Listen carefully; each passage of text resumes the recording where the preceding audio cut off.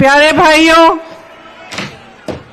सब भैया बहनी दीदी दाई मल्ला जय जोहार, नमस्कार।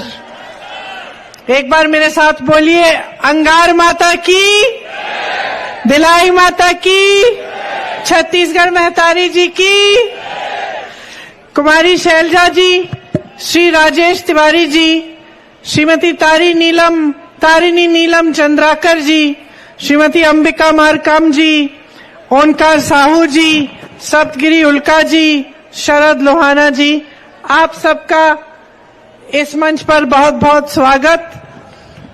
और कांग्रेस के जितने भी पदाधिकारी और कार्यकर्ता गण हैं उनका भी इस सभा में बहुत बहुत स्वागत। मुझे बहुत सारी बहनें दिख रही हैं, आज धूप भी है, आप काफी इंतजार कर रही हैं, इसके लिए मैं आपकी आभारी हूं। ये महानदी की उपजाऊ धरती है कुरुद, छत्तीसगढ़ की जीवन रेखा है ये नदी। इसकी ही वजह से छत्तीसगढ़ को धान का कटोरा माना जाता है। ये धान की खेती का ही जिला है। आप सबको तो मालूम ही होगा कि धान के लिए जितना आपको छत्तीसगढ़ में मिल रहा है, किसी और प्रदेश में इतना नहीं मिल रहा है। शायद आपने सुना होगा कि जब मोदी जी यहां आते हैं तो वो कहते हैं कि वही पैसा भेज रहे हैं इस धान की खरीद के लिए, लेकिन ये सच्चाई नहीं है, क्योंकि पास में उत्तर प्रदेश में जहां भाजपा की सरकार है वहां आज भी धान 1200-1400 रुपए में खरीदा जा रहा है। और सिर्फ इतना नहीं, लेकिन अगर वाराणसी के किसान से पूछो, और वाराणसी मोदी जी का संसदीय क्षेत्र है, अगर वाराणसी के किसान से पूछो कि तुम्हें कितना मिलता है धान के लिए, तो वो बताएगा कि 1200 से 1400 रुपए मिल रहे हैं। तो ये जो धान के खरीद के पैसे हैं, ये प्रदेश सरकार से ही मिल रहे हैं आपको।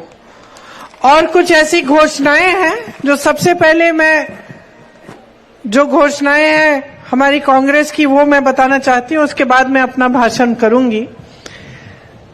जो नई घोषणा है उसमें हमने तय किया है कि धान को हम 3200 रुपए में खरीदेंगे प्रति क्विंटल। और आजकल 1 एकड़ में 15 क्विंटल धान खरीदा जाता है ना, इसको बढ़ाकर 20 क्विंटल किया जाएगा। किसान भाइयों, आपके कर्ज माफ किए जाएंगे। पहले भी हमारी सरकार ने किए हैं, दोबारा करेंगे। केजी और पीजी की जो शिक्षा है बच्चों के लिए, वो मुफ्त होगी। सभी सरकारी स्कूल जितने भी हैं प्रदेश में, उन्हें अपग्रेड किया जाएगा और उनको आत्मानंद स्कूल बनाया जाएगा। आपने आत्मानंद स्कूलों के बारे में सुना है? सुना है? अच्छी पढ़ाई होती है उसमें, इंग्लिश मीडियम की पढ़ाई है। सभी सरकारी स्कूलों को अब आत्मानंद स्कूल बनाया जाएगा।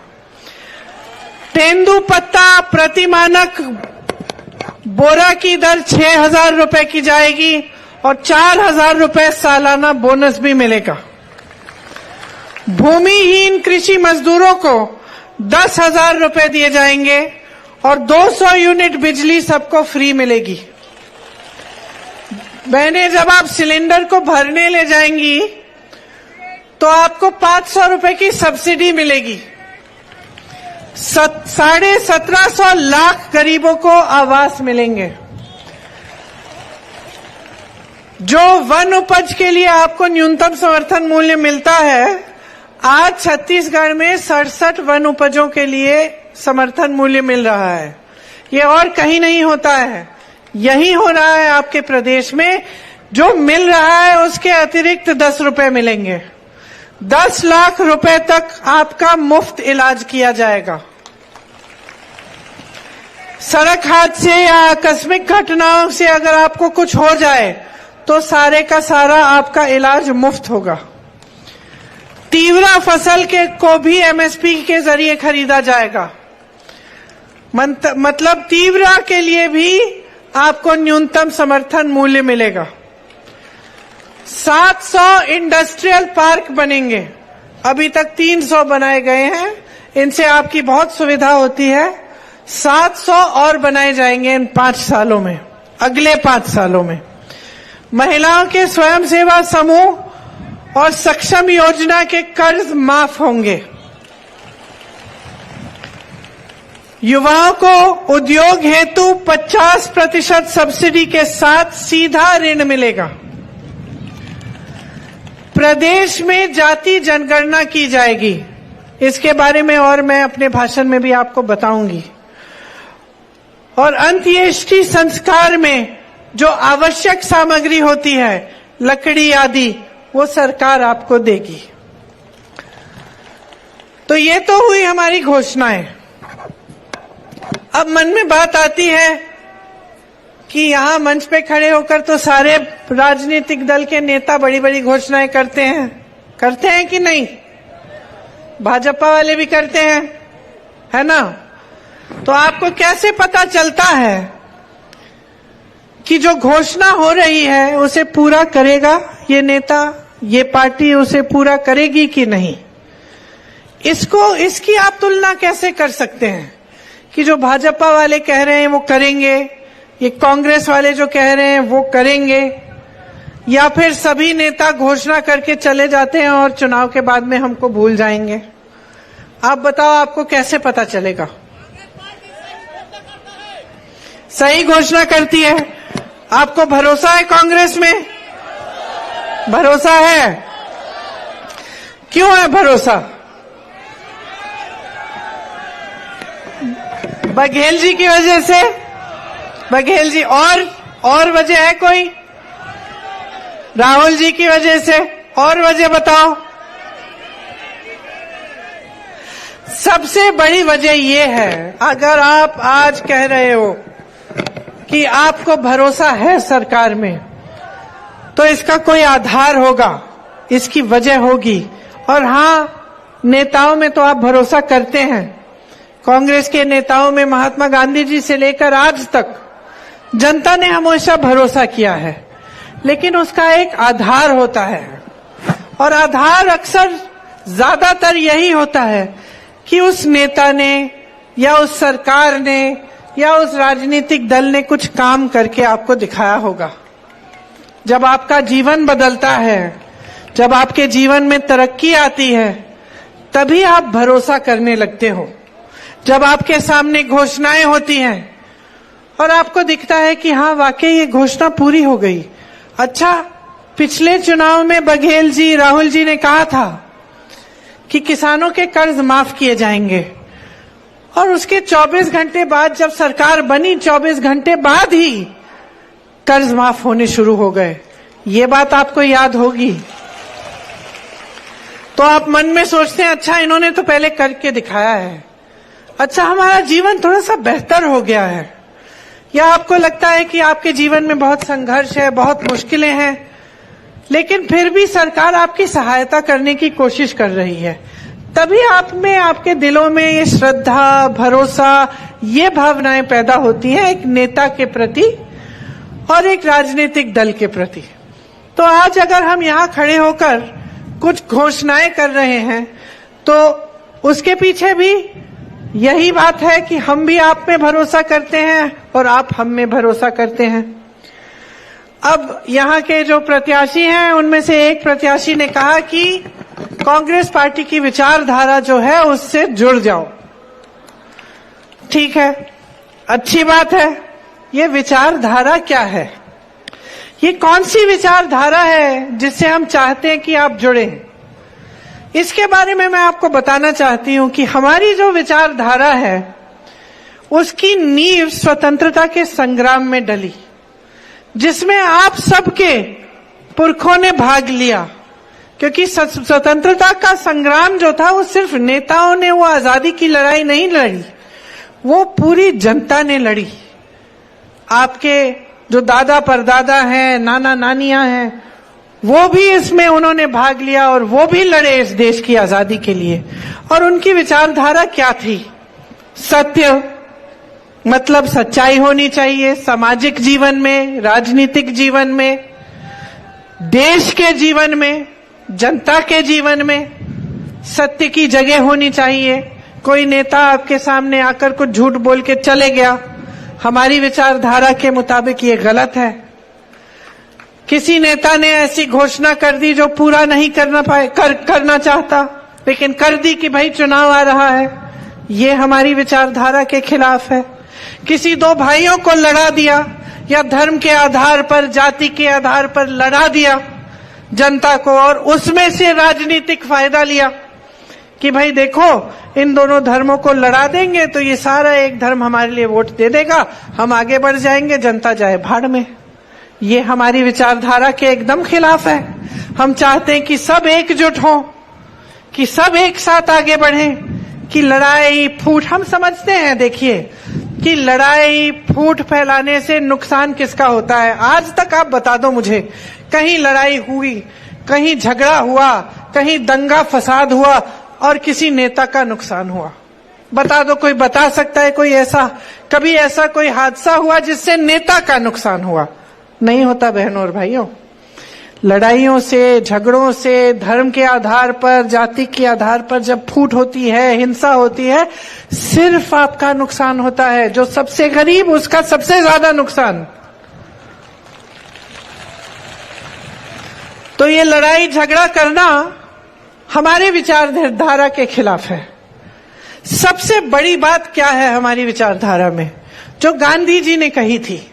गांधी जी ने कहा था कि गांव को मजबूत बनाओ, गांव को सशक्त बनाओ, जनता का जो पैसा है, जो जनता की संपत्ति है, वो वापस जनता की जेब में डालो। सबसे बड़ा जो हमारी विचारधारा की जो सबसे बड़ी चीज है वह यही है कि ये देश जनता का है। इस देश को जनता ने आजाद किया, इस देश को जनता ने बनाया। किसान की मेहनत ने, मेरी बहनों की मेहनत ने, मजदूरों की मेहनत ने, छोटे छोटे उद्योगपतियों की मेहनत ने, नौजवानों की मेहनत ने, जो हमारी सेना के जवान हैं जो सरहद पर खड़े होते हैं, इनकी श्रद्धा और इनकी मेहनत से ये देश बनाया गया। इसीलिए हमारी विचारधारा सबसे पहले ये कहती है कि देश में जनता सर्वोपरि है। कोई नेता जनता से बड़ा नहीं है, कोई ऐसा नेता नहीं है जो सर्वज्ञानी है, जिसके हाथों में सारी सत्ता केंद्रित हो।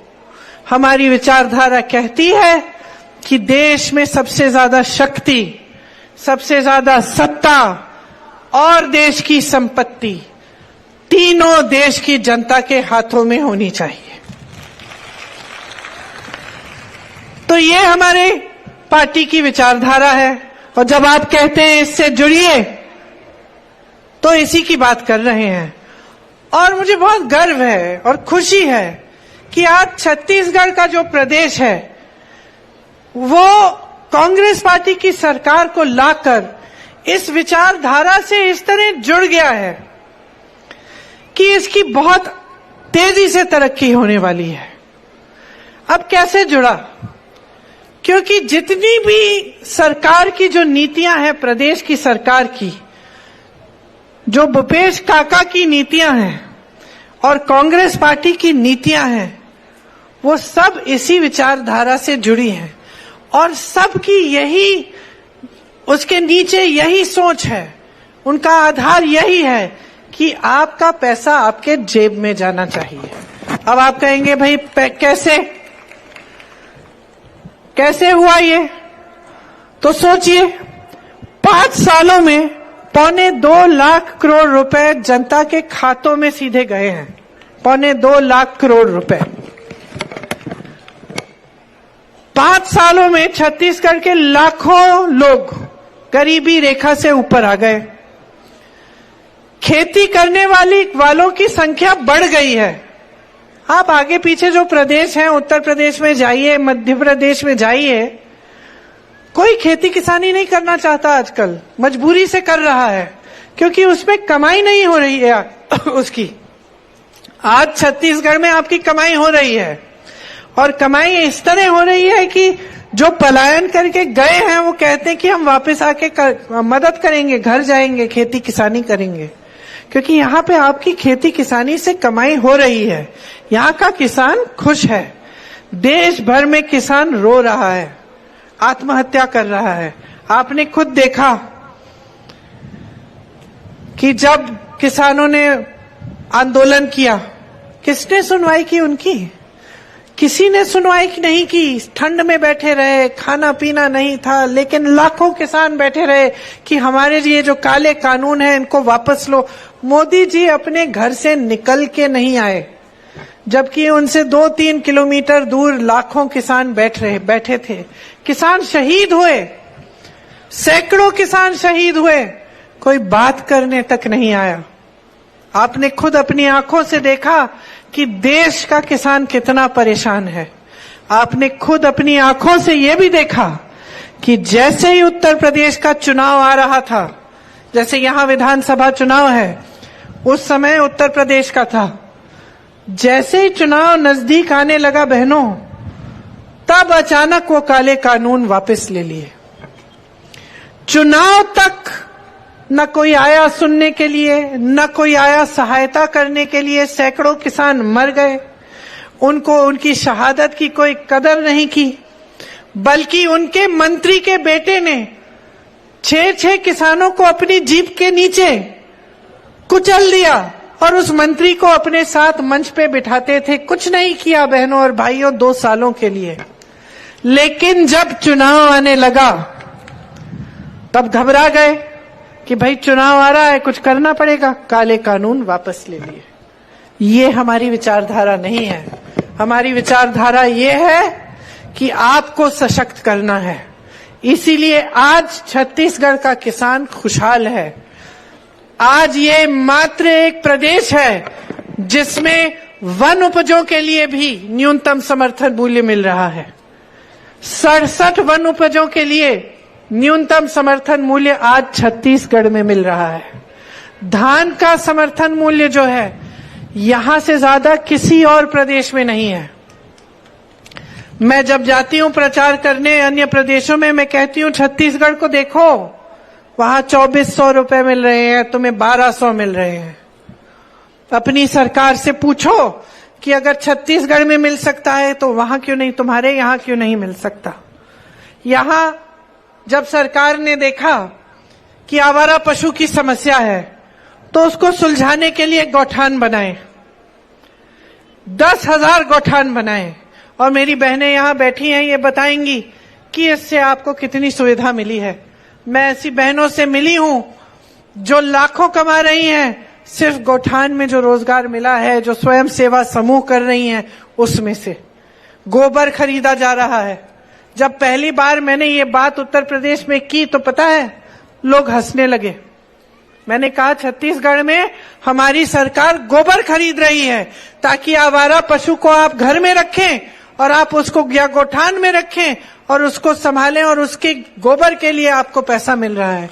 तो लोग हंसे मेरी बातों पे, उनको यकीन नहीं आया कि ऐसा भी हो सकता है कि एक सरकार ने इतनी गहराई से आपकी समस्या को सुलझाने की कोशिश की।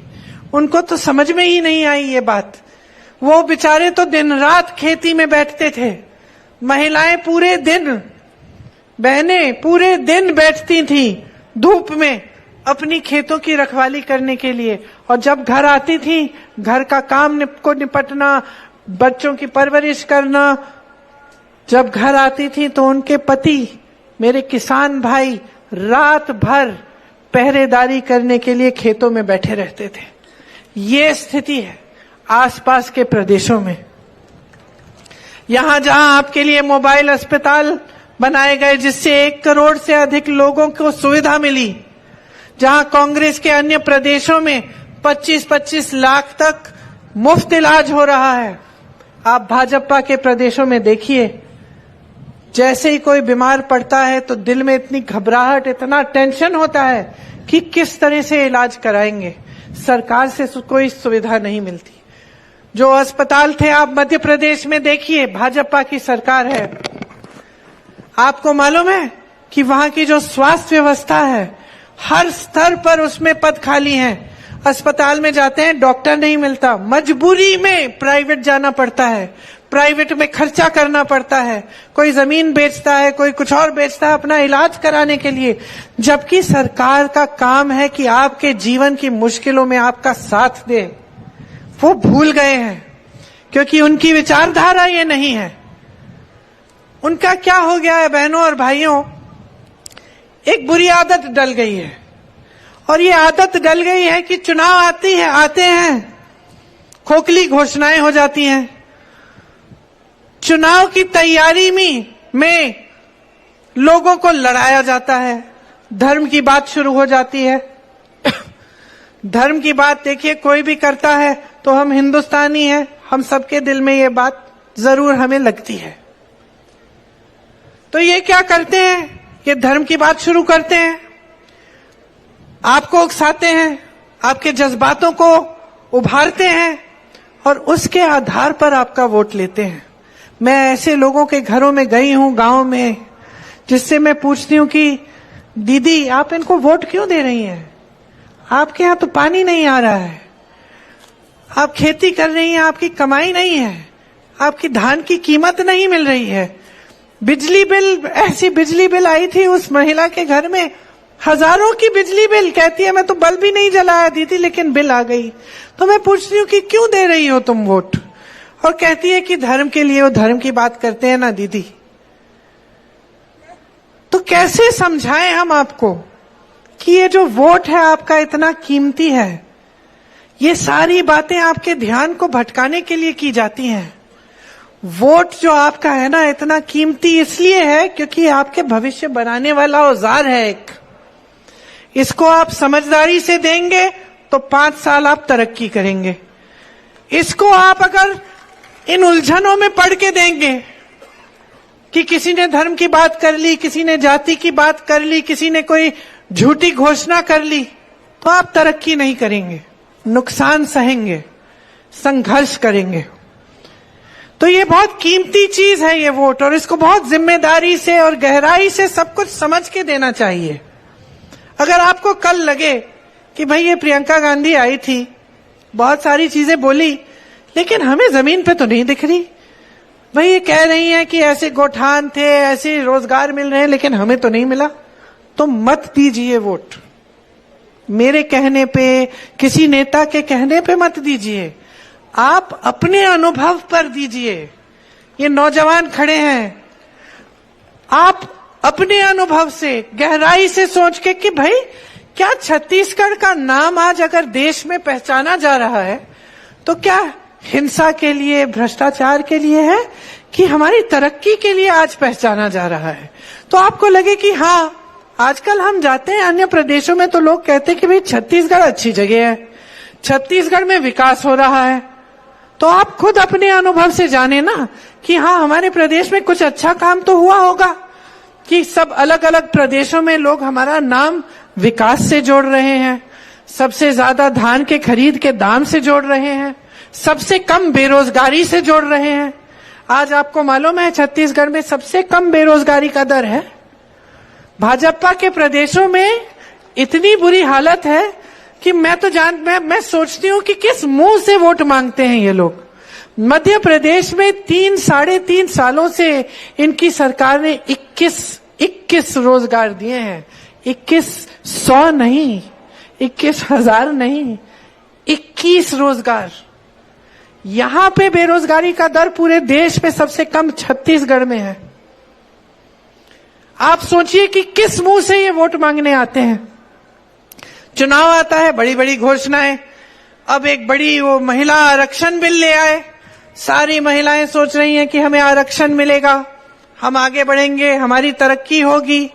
और मीडिया वाले मेरे दोस्त जो यहाँ खड़े हैं, इन्होंने बड़ी इवेंटबाजी की, खूब पब्लिसिटी की, सबने देखा कि भैया आरक्षण आ गए महिलाओं के लिए, बहुत खुशी फैली देश में।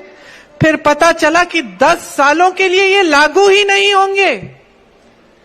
ये आरक्षण 10 सालों के लिए तो महिलाओं को दिखेंगे ही नहीं। और जब कांग्रेस पार्टी कहती है कि ओबीसी का उसमें आरक्षण होना चाहिए महिलाओं के लिए भी, तो आप पीछे हटने लगते हैं। जब कांग्रेस पार्टी कहती है कि जातिगत जनगणना होनी चाहिए, तो आप पीछे हटते हैं। अब इतने सालों से तो मोदी जी खुद ही कह रहे हैं कि हम ओबीसी हैं और ओबीसी का विकास हम कराएंगे। अब कांग्रेस पार्टी कह रही है कि भाई गिनो देश में कितने ओबीसी हैं, गिनो देश में कितने दलित हैं, गिनो देश में कितने आदिवासी हैं, कितनी जनजाति हैं, गिनो ना। क्योंकि अगर गिनोगे नहीं तो मदद कैसे करोगे? अगर मुझे मालूम नहीं कि इस भीड़ में 100 ऐसे लोग हैं जो गरीब से गरीब हैं, और मुझे मालूम नहीं कि इनके पेट में खाना भी नहीं जाता, इनकी खेती भी नहीं हो रही है, मजदूरी नहीं कर पा रहे हैं, कुछ नहीं है इनके पास। मान लो मैं यहाँ आई, इस भीड़ को मैंने देख लिया, मैं कहती हूँ कि मैं इस भीड़ के लिए कुछ करना चाहती हूँ, और मुझे मालूम नहीं है कि इस पे 100 सबसे गरीब हैं जिनके पास कुछ नहीं है, पुश्तों से कुछ नहीं मिला, और मुझे मालूम नहीं है कि इस भीड़ में 200 बढ़ाई बैठे हैं, और इनकी सुविधा के लिए अगर मैं एक ऐसा कार्यक्रम बना लूं, ऐसा स्कीम बना लूं जिससे इनको जो औजार हैं जो इस्तेमाल करते हैं इनमें सुविधा हो जाए, या इनकी कमाई बढ़ जाए, या इनके छोटे छोटे उद्योग ये खुद बना पाए। अगर मुझे मालूम ही नहीं होगा कि इसमें 100 बढ़ाई हैं, 100 गरीब हैं, 100 ऐसे लोग हैं जो बहुत अमीर हैं, तो मैं स्कीम कैसे बनाऊंगी, मैं नीतियां कैसे बनाऊंगी? मैं तो ऐसे बना दूंगी जैसे कि मुझे कुछ पता ही नहीं है कि समाज के किस हिस्से को सबसे ज्यादा जरूरत है या नहीं। फिर प्रतिनिधित्व कैसे होगा? बिहार में गिनती हुई 84% ओबीसी SC ST निकले। अब आप देखिए, बड़ी बड़ी मीडिया की कंपनी है, इनके जो मालिक हैं इनमें से क्या 84% दलित, ओबीसी, SC ST है? नहीं। फिर आप देखिए, बड़े बड़े विश्वविद्यालय हैं, बड़े बड़े विश्वविद्यालय के जो वाइस चांसलर हैं, क्या इनमें प्रतिनिधित्व है? नहीं। बड़े बड़े डॉक्टर? नहीं। सरकारें बड़ी बड़ी जो अधिकारी हैं, जो सचिव हैं सरकार के? नहीं। तो फिर हम एकता, हम सबकी तरक्की की बात कैसे कर सकते हैं? तो हम कह रहे हैं भाई गिनती करो, गिनती करोगे तो पता चलेगा। भाजपा वाले कह रहे हैं हम सबका विकास करेंगे लेकिन सबकी गिनती नहीं करेंगे। डर गए, क्योंकि भाई गिनती करोगे तो सही मायने पे धरातल पे इस गहराई से काम करना पड़ेगा। इस देश की संपत्ति ये लोग अपने बड़े बड़े उद्योगपति दोस्तों को दे रहे हैं, ये इनकी संपत्ति नहीं है जो जिस तरह से ये बेच रहे हैं इसे कौड़ियों के दाम पे। आप जितनी बड़ी बड़ी सरकारी कंपनियां लें, सारों को देखिए, रेलवेज, BHEL, HAL, सबको देखिए, आज किसके हाथों में है? कल तक आपके हाथों में थी। कल तक आप कहते थे हमें इन कंपनियों में नौकरी दिलवाइए क्योंकि हमें सुरक्षा चाहिए, सरकारी जॉब चाहिए। आज किसके हाथों में है बताइए? देश के बंदरगाह, देश के हवाई अड्डे किसके हाथों में है? तो सब कुछ अडानी के हाथों में है। कौन है ये अडानी? कौन है? इस देश का गरीब है, इस देश का किसान है, इस देश का मजदूर है। कौन है और क्या बनाता है? एक जमाने में बड़े बड़े उद्योगपति टाटा बिरला होते थे, अभी भी है, लेकिन एक जमाने में आपको मालूम था कि भाई टाटा ट्रक बनाते हैं, गाड़ियां बनाते हैं। दांत मंजन कौन बनाता है? हम जब दुकान जाते हैं बर्तन कौन बना रहा है? कपड़ा कौन बना रहा है? आप जानते थे कि ये बड़े बड़े उद्योगपति हैं, ये काम करते हैं और ये हमारी सुविधा के काम है। जो बनाते हैं वो चीजें हमारी काम आती हैं। आज बताइए जी, अडानी अंबानी जी क्या बनाते हैं? क्या बनाते हैं? कोई बताएगा क्या बनाते हैं? कोई बताएगा कितने मजदूर काम करते हैं इनके लिए? कितने जॉब देते हैं आपको, कोई बता सकता है? कुछ नहीं, आप बता नहीं सकते। कुछ बनाते नहीं है बहनों और भाइयों, जो आपका था वो ले लिया है, आपके लिए कुछ नहीं बन रहा है। और ये आपकी संपत्ति थी, ये आपकी संपत्ति थी जो आपके जेब में जानी चाहिए थी। ये आपकी संपत्ति है जिससे 8,000 करोड़ का हवाई जहाज प्रधानमंत्री अपने लिए दुनिया भर में घूमने के लिए खरीदता है। 2 खरीदे हैं, 8,000 करोड़ के हवाई जहाज, खुद घूमते हैं पूरी दुनिया में। ये आपकी संपत्ति थी जिसमें से उन्होंने कहा कि एक बड़ा सा हॉल बनेगा दिल्ली में, 27,000 करोड़। 27,000 करोड़, आप सोच भी सकते हैं कितना पैसा है ये। जब मैं यूपी में काम कर रही थी, गन्ने का जो बकाया था 15,000 करोड़ था। किसान आंदोलन कर रहे थे, उस समय मोदी जी की सरकार ने कहा इनके बकाये के लिए पैसे नहीं है हमारे पास। इनके बकाये के लिए पैसे नहीं थे। 16,000 करोड़ का हवाई जहाज खुद खरीद लिया। 20,000 करोड़ का संसद नया बना दिया जो अच्छा खासा 70 सालों से चल रहा था। एक कॉन्फ्रेंस हॉल बनाया दिल्ली में, नाम भूल गई हूं मैं उसका, 27,000 करोड़ उसमें खर्चे।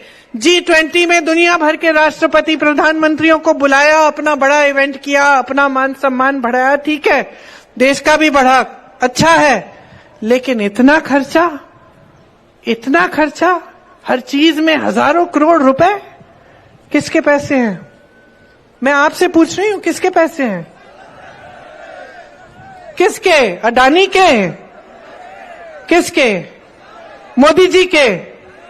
फिर किसके? रमन सिंह जी के? नहीं, किसके? आपके पैसे। आपके पैसे हैं ये जो इनकी जेब में जा रहे हैं, आपके पैसे हैं। सतर्क बन जाइए। ये जो कहते हैं ना कि सरकारी कर्मचारियों के लिए पेंशन के पैसे नहीं हैं, इनसे कहिए उन उद्योगपतियों के कर्जे माफ करना बंद करें, किसानों के कर्ज माफ करें और पेंशन दें सबको। हिम्मत है? नहीं है, क्योंकि मेरे भाई सही कहते हैं, आज तो ये खुद ही सरकार नहीं चला रहे हैं, इनकी सरकार भी अडानी जी चला रहे हैं। डरते हैं ये उनसे। हिम्मत नहीं है बहनों और भाइयों, और आपकी संपत्ति छीनी जा रही है। ये भाजपा की जहां जहां सरकारें हैं, गरीब से, किसान से, मजदूर से, मिडिल क्लास से संपत्ति छीनकर बड़े बड़े उद्योगपतियों को मिल रही है। आप ध्यान से इनकी बातों को सुने, आप इनकी घोषणाओं को देखिए, आप इनकी सरकार के कार्यकाल को समझिए, तो यही बात समझ में आएगी। और जब मैं कहती हूं कि छत्तीसगढ़ में कांग्रेस की सरकार ने आपकी संपत्ति वापस आपके जेब में डाली है, तो मैं इसलिए कहती हूं क्योंकि ऐसी स्कीमें बनी हैं जिससे आपके गांव मजबूत हुए हैं, जिससे आपको ग्रामीण रोजगार मिला है, जिससे आपके किसान मजबूत हुए हैं, जिससे मेरी बहनें मजबूत बनी हैं कि गर्व से खड़ी होकर कह सकती हैं मैं 1 लाख रुपए कमाती हूं गोठान में काम करके, कि मेरा स्वयं सेवा समूह 6 लाख रुपए कमाता है। गर्व से खड़ी होती हैं। आज छत्तीसगढ़ को पूरा देश देखता है। दुनिया भर के जितने भी आदिवासी लोग हैं वो छत्तीसगढ़ की ओर देखते हैं। आज बस्तर का नाम हिंसा से नहीं जुड़ा, आज बस्तर का नाम मिलेट से जुड़ गया है, रागी से जुड़ गया है। ये रागी दुनिया की बड़ी बड़ी दुकानों में बिक रही है, मेरे घर में मैं खाती हूं आपकी उगाई हुई रागी। क्योंकि छत्तीसगढ़ में, बस्तर में समस्या थी, सरकार ने कहा हम इसको सशक्त बनाएंगे, बस्तर के लोगों को सशक्त बनाएंगे। सबसे बड़ा मिलेट प्रोसेसिंग का प्लांट लगा दिया। आज जो आपकी उपज है, मिलेट, कोदा, ये सब दुनिया भर में बिक रही है। अच्छी पैकेजिंग हो रही है, अच्छी मार्केटिंग हो रही है। देश भर आपकी तरफ, देश भर से नौजवान आपकी तरफ देखता है कि छत्तीसगढ़ में बेरोजगारी कम है। आंगनबाड़ी की जो महिलाएं हैं उनका मानदेय बढ़ाया, दाई दीदी क्लिनिक शुरू कराई, सरकारी कॉलेज में लड़कियों को स्नातक तक मुफ्त शिक्षा दिलवाई, स्वामी आत्मानंद स्कूलों में 50% महिलाओं को आरक्षण दिया, बेटियों की शादी के लिए पैसे दिए। ये किसके पैसे हैं? ये किसके पैसे हैं जो आपको मिल रहे हैं? आपके पैसे हैं, ये आपका हक है, आपका अधिकार है। इसलिए कांग्रेस आपके हक और आपके अधिकार को पहचान के ये पैसे आपको लौटा रही है।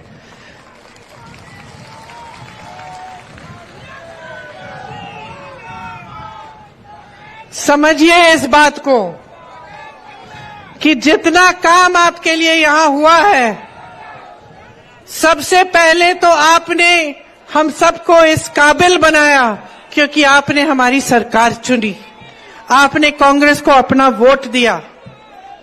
कांग्रेस की सही विचारधारा है आपको मजबूत बनाने की, आपको रोजगार दिलवाने की, आपको बढ़ती हुई महंगाई से बचाने की।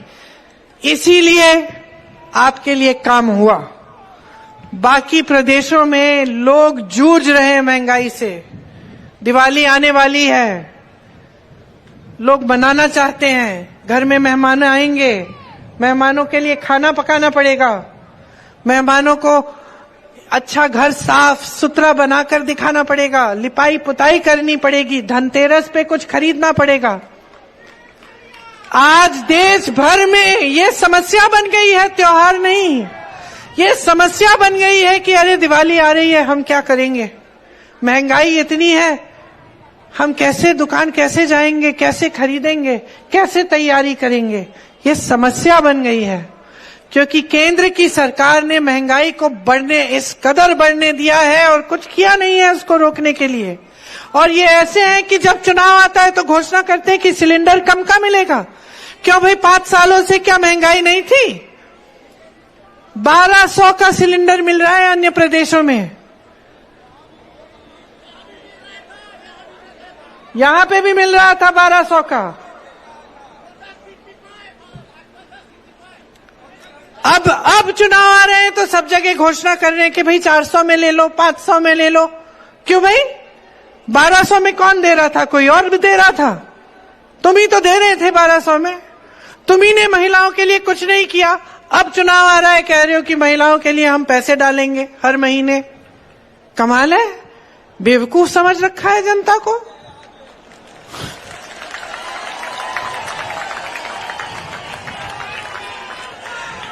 तो भैया इनको दिखा दो, इनको दिखा दो कि कितना विवेक होता है जनता में, इनको दिखा दो कि कितनी शक्ति होती है जनता में, इनको दिखा दो कि कितने समझदार हो। आपके सामने किसी की हिम्मत नहीं होनी चाहिए खोखली घोषणाएं करने के लिए। आपने हमेशा सही निर्णय लिया है। आज मैं यहां आती हूं, सब कहते हैं इंदिरा गांधी आ गई, कहते हैं मैं इंदिरा गांधी नहीं हूं, इंदिरा गांधी नहीं हूं। इंदिरा गांधी जी एक ऐसी शख्सियत थी जिन्होंने देश के लिए अपनी जान दी, दिन रात एक की आपको आगे बढ़ाने के लिए। इंदिरा गांधी जी वो शख्सियत थी जो आपके सामने अगर आकर कुछ कहती थी तो करके दिखाती थी। इसीलिए उनकी मृत्यु के 30 साल से ज्यादा, शायद 40 साल गुजरने वाले हैं, लेकिन आज भी आप उनको याद करते हैं क्योंकि आपके दिलों में उनके लिए श्रद्धा है, लेकिन उनके दिल में आपके लिए श्रद्धा थी। वही श्रद्धा उन्होंने हमें दी आपके लिए अपने दिलों में। वही श्रद्धा कांग्रेस के नेताओं के दिलों में होनी चाहिए। अगर आप सोच समझ के, पूरे विवेक से, गहराई से सब कुछ देख के, अपने ही अनुभव से अपना वोट डालें ना, तो आप गलती नहीं करेंगे, तो आप अपने भविष्य को मजबूत ही बनाएंगे। आप देखिए इन्होंने काम क्या किया, तब आप गलती नहीं कर सकते। अगर आपके मन में इंदिरा गांधी के लिए श्रद्धा है तो उसकी वजह है। अगर आप भूपेश बघेल जी में भरोसा करते हैं तो उसकी वजह है। अगर आप राहुल गांधी में भरोसा करते हैं तो उसकी वजह है। ये इंसान 4000 किलोमीटर चला है। ये देश के एक कोने से दूसरे कोने तक चला है, सिर्फ आपको ये कहने के लिए कि भाइयों और बहनों, इस देश की राजनीति को भटकने मत दो, इस देश की एकता को टूटने मत दो।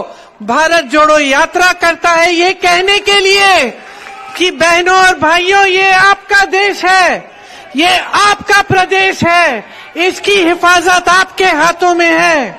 अपनी जिम्मेदारी को समझो, आंख मूंद के अपना वोट कभी मत दो, सिर्फ ये कहने के लिए कि ऐसी राजनीति को मजबूत करो जो आपकी तरक्की लाए, जो आपकी संपत्ति आपके हाथों में दे, जो आपके लिए दिन रात काम करे, जो आपको ही सर्वोपरि बना के रखे। इसीलिए आज मैं आपसे वोट नहीं मांग रही हूं, मैं जागरूकता मांग रही हूं, मैं आपका विवेक मांग रही हूं, और मैं ये मांग रही हूं कि सच्चाई को समझो। आज जहां आपका प्रदेश खड़ा है, इसे नहीं समझोगे तो फिर से खाई में डाल दोगे इसे। फिर से छत्तीसगढ़ सिर्फ हिंसा और भ्रष्टाचार के लिए जाना जाएगा। लेकिन आज वो मौका है कि 5 साल आगे हैं तुम्हारे। 5 सालों में बच्चों का भविष्य मजबूत बनाओ, बहनों का भविष्य मजबूत बनाओ, किसान को खुशहाल रखो, नौजवानों को रोजगार दिलवाओ और अपने प्रदेश का मान सम्मान बढ़ाते चलो।